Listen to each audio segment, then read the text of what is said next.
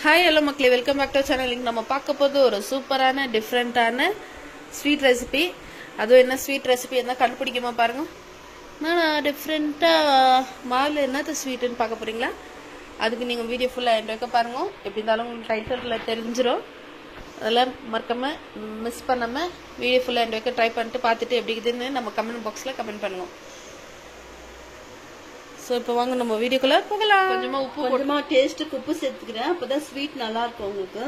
பொரிமா உருண்டை புழுங்க அரிசியை நல்லா ஊற வச்சு காய வச்சு அதை கடாயில போட்டு நல்லா பொற நாரளுக்கு வறுத்து இப்போ அரைச்சி வச்சிருக்கேன்.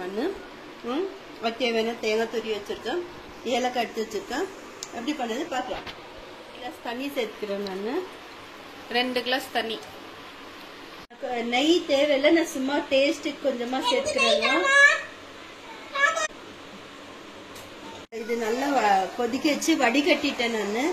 ஏன்னா அதுல மண்ணெல்லாம் இருக்கும்னு சொல்லி நெய் சேர்த்தேன் இல்லைங்களா, அது கூட தேங்காய் சேர்த்துக்கிறேன்.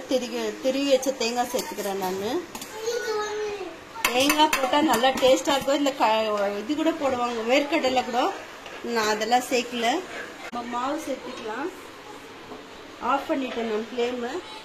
மாவு சேர்த்துக்கிறேன். இப்போ நம்ம இப்படி மிக்ஸ் பண்ணிக்கலாம். இப்போ நான் இதுல ஏலக்காய் இப்போ சேர்த்துக்கிறேன்.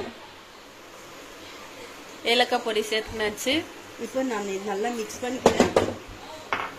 வாசனை கமந்து மக்களே, சூப்பர் ஈஸி ஸ்வீட் ரெசிபி. நீங்களும் மறக்காம இந்த ரெசிபி ட்ரை பண்ணி பார்க்கலாம்.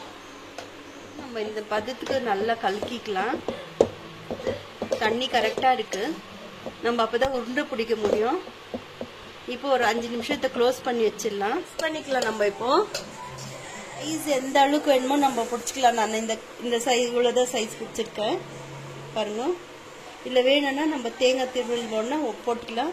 நான் அதனால உள்ளே போட்டுட்டேன், மேல போட வேண்டாம்னு. இது பாருங்க, சூப்பரா இருக்கும். அப்படியே வெண்ணெய் மாதிரி இருக்கும் நீங்க சாப்பிட்டா. இது பொரிமா உருண்டை.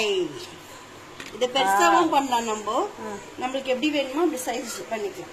ஓகே, இப்போ நாங்க இது ஃபுல்லா பொரிமா முடிச்சுட்டு எப்படி இதுன்னு அவுட்லுக் காமிக்கிறோம்.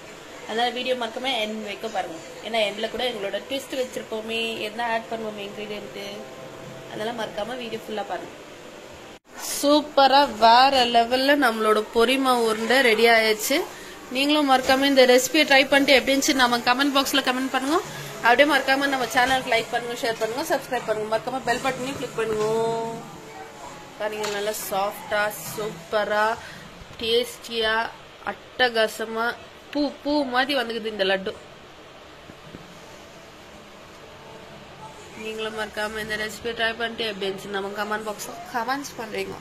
டாடா பாபாய். நம்ம இன்னொரு புது வீடியோல ஒரு புது டிஷ்ஷோட மீட் பண்ணலாம்.